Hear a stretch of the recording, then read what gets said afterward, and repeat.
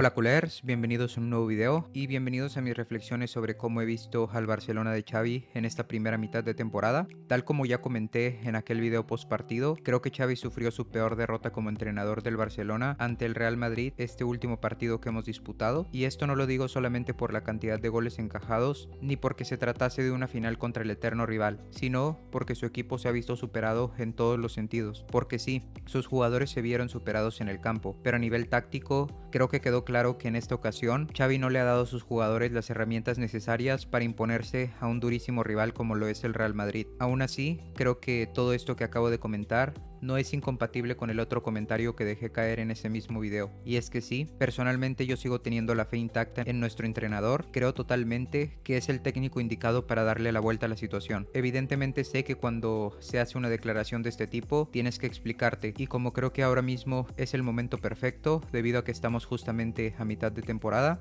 he decidido hacer esta explicación en formato de video. Así que sin más, pasemos a explicar por qué sigo pensando que Xavi es la mejor opción a día de hoy para dirigir el banquillo del Barcelona. Primero que nada, hacer un pequeño balance de la situación actual del equipo, y es que evidentemente la derrota en la Supercopa ha sido bastante dolorosa, pero a pesar de que ya se nos ha escapado un título, creo que debemos recordar que en este momento seguimos vivos en las tres principales competiciones que disputamos. En Liga vamos terceros y estamos a 7 puntos del líder, una distancia que a pesar de que no es aceptable para un equipo como el Barcelona, como en todo, siempre hay que tratar de poner un poco en perspectiva la situación para así encontrar las posibles razones de por qué nos encontramos en esa situación tan complicada. En ese sentido, como ya sabrán todos los que siguen el canal, esta temporada el Barcelona ha sufrido una serie de arbitrajes lamentables desde que comenzó la competición. Literalmente, desde la jornada 1 ya vimos cómo contra el Getafe nos adelantaban lo que iba a ser una de las campañas más escandalosas a nivel arbitral que hemos visto en toda la historia de la liga. Ese penal no pitado en el último minuto sobre Araujo ha sido una de las tantas jugadas que nos han llevado hasta la fecha a tener un balance de 29 jugadas polémicas a favor del Real Madrid y en contra del Barcelona, incluidas en ellas 10 penales no pitados al Barcelona en las primeras 19 jornadas de liga. Y sí, es verdad que el Barcelona de Xavi no está pasando por encima de sus rivales en liga, pero por lo menos creo que en esta competición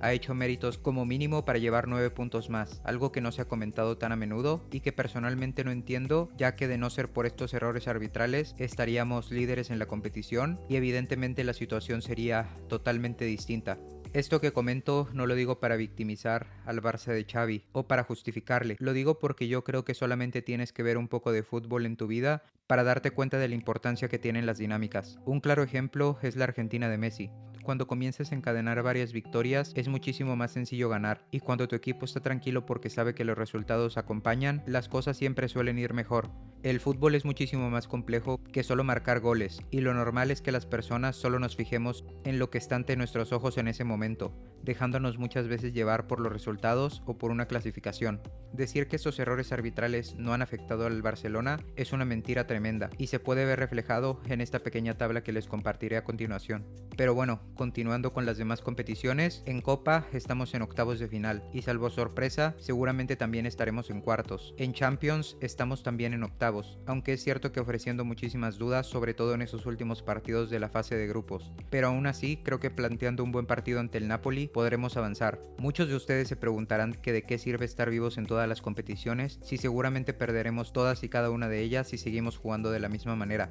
Y creo que esto es precisamente el primer paso hacia el fracaso. No aportamos nada siendo parte de la ya gran corriente negativa que existe alrededor de nuestro club. El fútbol es un deporte de dinámicas, y por eso es que doy tanta importancia a las constantes piedras que han puesto en nuestro camino en esta competición de la regularidad como lo es la liga. Pese a esto, estoy seguro de que a poco que apoyemos al equipo y a poco que a nuestros jugadores les vayan saliendo las cosas, nuestras opciones de ganar todos los títulos serán altísimas. Pero bueno, sé que muchos han venido a este video para escuchar cómo responsabilizo a Xavi, y pese a que en este canal ya en muchas ocasiones lo hemos hecho, comentaré por aquí lo que bajo mi punto de vista han sido los errores que considero responsabilidad absoluta de nuestro entrenador, empezando por los planteamientos. Es cierto que recientemente el juego del equipo se ha visto afectado. Muchos le achacan esto a la pérdida de jugadores jugadores de calidad como los Gavi, Pedri y Frenkie de Jong, quienes constantemente han estado ausentes en los partidos. Y aunque estoy de acuerdo en esto, también es cierto que los planteamientos de Xavi en algunos partidos esta temporada han dado la sensación de que se han quedado un poco cortos, dejando por momentos dudas sobre si podemos o no jugar mejor. Aquí estamos ante el punto más subjetivo de todos, pero creo que Xavi tiene una oportunidad muy grande para partir desde la base fundamental del fútbol, la cual es ganar, y creo que es importante que él mismo sea consciente de que lo primero que debe de hacer es conseguir que el equipo vuelva a sentirse competitivo, sea de la manera que sea. A partir de ahí ya podrá ir haciendo los retoques necesarios para mostrar esa versión del equipo atractiva que todos queremos ver. Sobre esto, comentaba después del partido ante el Girona que había leído a muchas personas preguntarse cómo es posible que este equipo jugase muchísimo mejor que el Barcelona, teniendo jugadores considerablemente peores que los nuestros, dando a entender que la mano del entrenador se notaba mucho en este gran equipo. Estoy totalmente de acuerdo con esta pregunta y creo que es una pregunta bastante válida, pero la respuesta para mí está, entre otras cosas, que tanto los jugadores del Girona son conscientes de lo que tienen y de lo que son capaces de hacer, como en que Michel es capaz de identificar las virtudes y las debilidades de sus jugadores, al mismo tiempo que de potenciar cada una de las virtudes, tapando al máximo estas debilidades. Esta es otra de mis críticas a Xavi en esta temporada, y es que un ejemplo que me parece bastante claro y que ya hemos comentado antes aquí en el canal es la posición y los movimientos de Lewandowski en cada uno de los partidos desde que empezamos la temporada. Yo todavía no me creo que Xavi no le haya dicho a Lewandowski que tiene que mantenerse en el área. Creo que esto es algo que evidentemente él puede ver. Sin embargo, el que no haya cambiado esto aún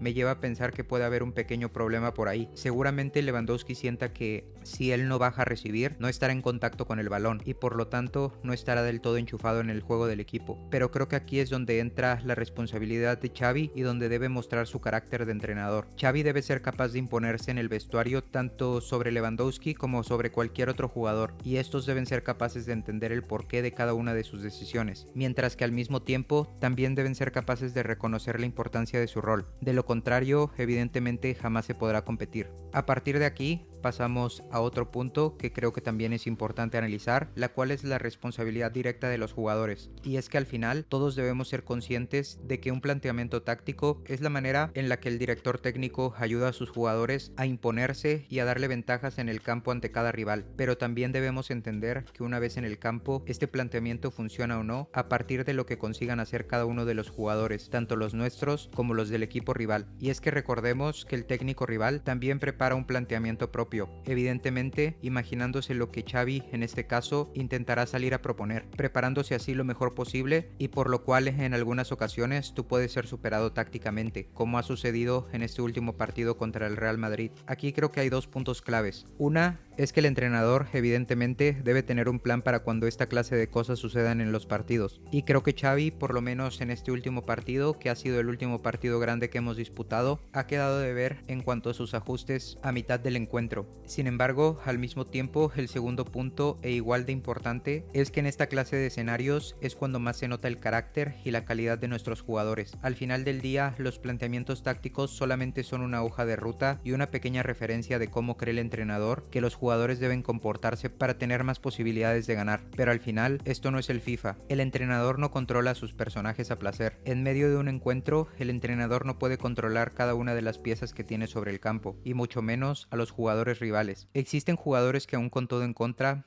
son capaces de salirse del script y de tomar el rumbo del encuentro. Un ejemplo reciente lo pudimos ver en la final del Mundial, en donde Mbappé tuvo una gran actuación. En la final del Mundial, el planteamiento de Scaloni probablemente había sido perfecto, pero hay momentos en los que un jugador con muchísima calidad es capaz de enchufarse y hacer que todo le empiece a salir tal como él se lo había imaginado en su cabeza. Evidentemente esto es algo que no podemos controlar. Este talento diferencial es algo de lo que el Barcelona va muy justito, mientras que al mismo tiempo son muy pocos los jugadores de nuestro equipo que han dado un paso al frente cuando la pelota quema, lo cual me lleva al último punto que quiero tocar en este video, el cual es el estado y la calidad de nuestra actual plantilla. Antes de exigir ganar el triplete, debemos ser conscientes de si lo que estamos exigiendo es una posibilidad real o no, tomando en cuenta todos y cada uno de los factores que he mencionado anteriormente. Se nos ha perjudicado desde el arbitraje, la calidad y el papel del entrenador, y 3, que para mí es la más importante, la calidad de la plantilla, ya que recordemos que al final son los jugadores los que salen al campo y tienen durante 90 minutos la oportunidad de aislarse de todo lo externo y de partido a partido tratar de revertir tanto su situación individual como la situación de todo el equipo. A principios de temporada, por aquí hice un video con las expectativas que yo tenía del Barcelona, tomando en cuenta que tenemos una plantilla bastante corta, tanto de talento diferencial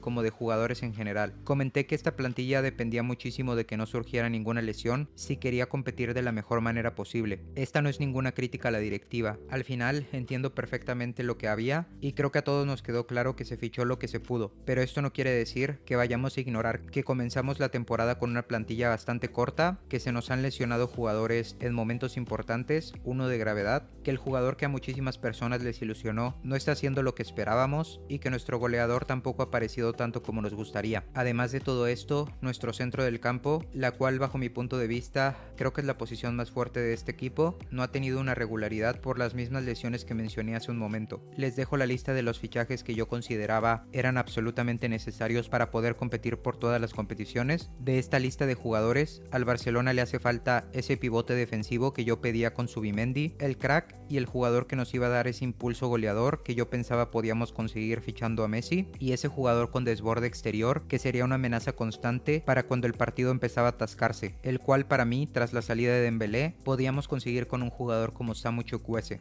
Y bueno, para cerrar el video, reiterar que yo sigo confiando ciegamente en Xavi, pero hoy más que nunca está en sus manos y en las manos de su staff demostrarnos a todos, incluido a todos aquellos que desde el segundo uno los quieren ver fracasar, el por qué tienen lo que se necesita para ser el nuevo gran proyecto del Barça. Como siempre digo, nos vemos mañana para seguir comentando la actualidad del Barcelona y visca el Barça siempre.